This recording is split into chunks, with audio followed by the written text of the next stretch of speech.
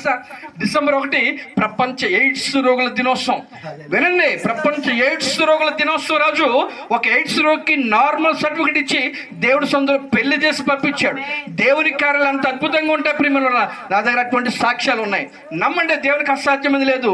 Doctors చేతులు ఎత్తేసారా? Doctors వల్ల కాదనుకుంటున్నారా?